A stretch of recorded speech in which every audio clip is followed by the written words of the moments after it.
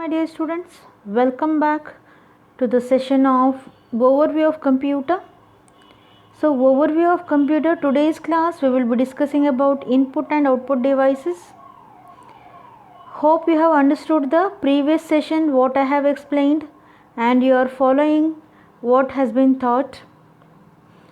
Let us start this session, and this session will be on input, output and memory devices, and this is a part of chapter number 2 in overview of computer. Overview of computer is a unit which includes 3 chapters, and in that we will be discussing input, output and memory devices, that is overview of computer part 8. Let us quickly have a recap of the topics what we have studied in our previous session.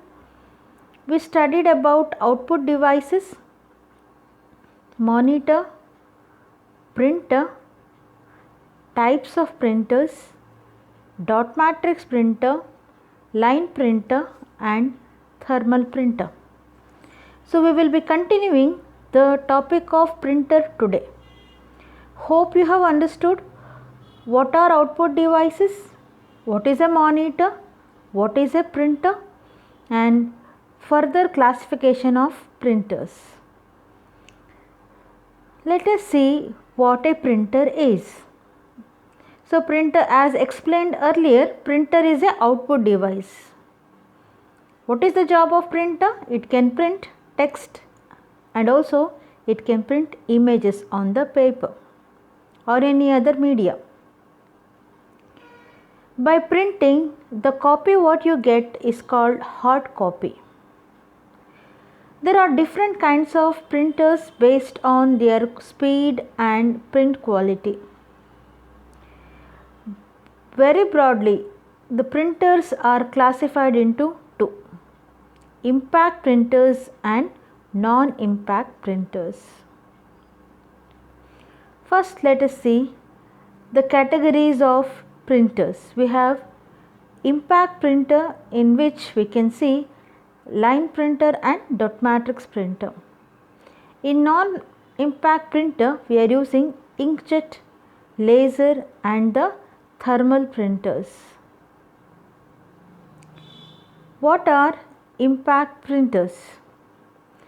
So generally previous class also we studied how printing is done in dot matrix printer and a line printer, where there will be a print head, and print head will have number of metal pins, and that metal pins strike on the ink filled ribbon to generate the output, to create the output or the impression on the paper. So generally the impact printers, they print by striking against the ribbons, ink filled ribbons. Impact printers, they use a head which contains number of metal pins, and these pins they strike on the ribbon to print the image on the paper. Between the head and the paper there will be a ink filled ribbon. The head moves on the ink filled ribbon and the head has metal pins which strike the ribbon and the image is created on the paper. So there are two impact printers which are most commonly used. We had a discussion on both of them in the previous class, that is line printer and the dot matrix printer. The data and the programs which are stored in the computer's memory is called soft copy. Similarly, the data and the programs printed on the paper is called hard copy. Data programs stored in the memory is called soft copy, and if the programs are stored in the paper, it is called hard copy. What is non-impact printers? See, impact printers, they use the striking technology on the ribbon. The Ribbon is ink filled and the head moves on that by creating the impression. Whereas in non-impact printers, they do not use the striking devices. Instead, they use the ink or semi-solid ink, a liquid kind of ink, which are stored in a device called cartridges. And the flow of ink is controlled by the processor. They can print in black and white as well as color. And also they can print in different size and also font and color. The most commonly used non-impact printers are laser printer, thermal printer and inkjet printer. Let us see each one of them in detail. Let us start with the laser printers. Laser printers, they use laser beams for printing. So in laser printer, as the name specifies, laser beams are used for printing. So laser printer uses a laser beam and dry powdered ink to produce a fine dot matrix pattern. So it uses the powdered ink, and with the help of laser beams the printing job is done. They produce high quality graphics images. So it can produce very high quality graphic images. One of the chief characteristics of laser printer is the resolution. Their clarity is measured in terms of resolution. What do we mean by resolution? We had a discussion of resolution in terms of monitor also, that is pixels, picture elements that are displayed horizontal and vertical. But here, what is a resolution? A resolution is how many dots per inch. Per inch, how many dots are printed. The more the dots are printed, the printout is more clear. The available resolution is 300 dpi. dpi means dots per inch at low end and around 1200 dpi at the high end. In 1 inch there can be 1200 dots. So the range of laser printer starts from 300 to 1200 dots per inch. In the picture you can see the laser printer. So laser printer you can see, so we have so many devices there where paper goes into the paper tray, it rolls inside and the powdered ink, with the help of laser beams the data is printed and then a printed copy comes out. So you can observe there are laser beams. So you can see here there are laser beams put, and we have a toner which is the powdered ink. So with the help of the laser and the powdered ink is stored in a device called toner. The printing job is done, and laser printers generate high quality printouts. They also produce colored images. So this is about laser printer. Now we have inkjet printers.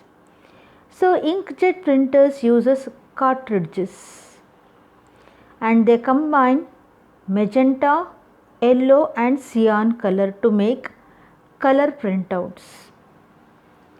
So a black cartridge is also used for monochrome output. Monochrome means the output will be in only two, that is black and white, monochrome. So inkjet, they use two cartridges, one with the black ink to generate the monochrome output, the other one with the combination of three colors. They combine magenta, yellow and cyan to generate the colored output. Inkjet, they work by using the spraying technology. So inkjet works by spraying ink on the sheet of paper. So magnetized plates in the ink spot direct the ink onto the paper in the described shape. So just like you have seen the spray painting. So where there will be a nozzle, through the nozzle the color is sprayed. Here also we use inkjet printers uses cartridge, and here inkjet printers, they work by spraying the ink. So they spray the ink to generate the output.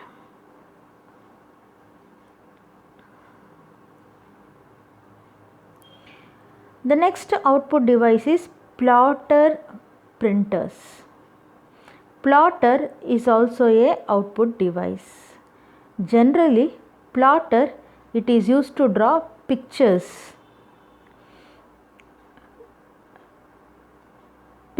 on the paper based on but the command has to be given from the computer. Plotters differ from printers. They draw lines using a pen.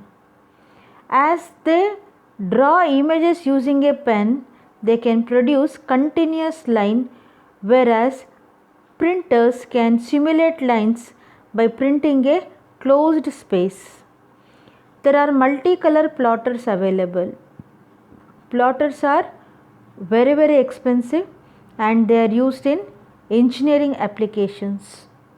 They are expensive, that means they are more costlier than the laser printers or the printers generally. So plotter generally will have a pen like a device, and through that pen like a device it will draw lines. Most of the engineering purpose plotters are used. Speakers. You might have used speakers connecting to your home theater, and you might have also used different types of speakers. We can also connect speakers to a computer. The speakers, they are also the output devices. They generally generate the audio output. The sound signals from analog or digital are converted into the audible frequency in the speakers, and they produce the voice data or audio output. Using speakers along with the speech synthesizer software, the computer can provide voice output. Voice output has become a common in many places. Airlines, banks, automatic teller enquiry systems.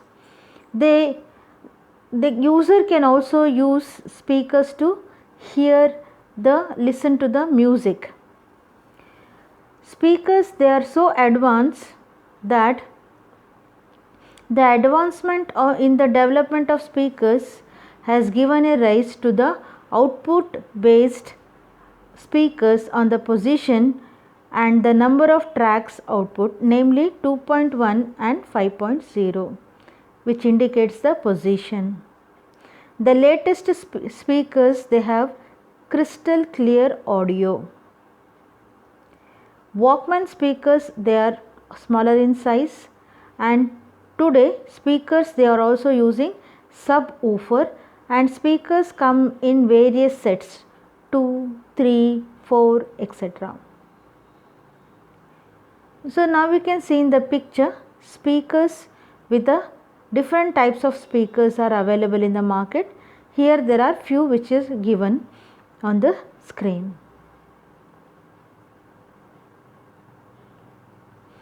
Now we will be discussing memory devices. Memory is very much required. Why? To store the data. So memory is the most essential part of the computer. Memory is the storage unit of the computer. Why do we need memory? We need memory to store the data. Why do we have to store the data? We have to store the data for further use, future use. Computer's memory is broadly classified into primary memory and secondary memory. As there are measuring units, the distance is measured in kilometers, meters, miles. Similarly, the mass is measured in grams, kilograms, quintals. Like that, memory is also measured. The memory is measured in terms of bits, bytes, kilobytes, megabytes, terabytes. Let us see how the memory is measured. The memory and the storage devices are measured in terms of bits and bytes. So, bit is a binary digit. Bit stands for binary digit, either 0 or 1. Whereas a group of 8 bits make 1 byte and 1000 bytes makes 1 kilobytes. 1000 kilobytes make approximately, we say 1000, exactly 1024 kilobytes makes 1 megabyte. 1024 megabytes makes 1 gigabyte. 1024 gigabytes makes 1 terabytes. 1024 terabytes make up 1 petabytes. 1024 petabytes makes 1 exabyte. Like that, there are yottabytes, zettabyte, yottabytes, Bronto and Giop. These are the units which are used to measure the memory. Like the mass is measured in grams, kilograms. So likewise, here the memory is measured in terms of kilobytes, megabytes, GB. You might have heard the word MBs and GBs and KBs. KB stands for kilobytes, MB stands for megabytes, and GB stands for gigabytes, and TB stands for terabytes. Primary memory. As I told you, computer's memory is broadly classified into primary memory and secondary memory. Primary units are the storage areas in the computer. The term memory usually refers to the main memory in the computer. When we say memory, we generally refer to the main memory. The word storage generally it refers to the CDs, DVDs, floppies and tape devices. The main memory, generally they are made up of chips or integrated circuits, and they are capable of holding data and instructions. So there are the primary memory. Generally, if we say primary memory or main memory, we are referring to the memory which is in IC or integrated circuit form. So generally, there are different types of memories, ROM and RAM. So we will be studying each one of them in detail. So we have ROM, PROM, EPROM and EEPROM. ROM stands for read only memory. PROM stands for programmable read only memory. EPROM stands for erasable programmable read only memory, and EEPROM stands for electrically erasable programmable memory. Computer's memory is broadly classified into two: main memory and main memory or primary memory and secondary memory. Primary memory, it is generally made up of the integrated circuits or IC. The primary memory includes RAM, ROM, PROM, EPROM and EEPROMs. And secondary memory generally includes the storage devices such as hard disk, CD, floppy, tape drives, etc. This is about the memories. In the next coming chapters, we will be discussing in detail the different types of memories. What are the differences between the primary memory and secondary memory, and how many types of memories are available in secondary storage and their working principles. Hope you have understood today's chapter, today's session. Kindly prepare a notes and also attend a 10-mark test based on the topic which has been discussed today. Thanks for patience listening. God bless you all. Have a great day.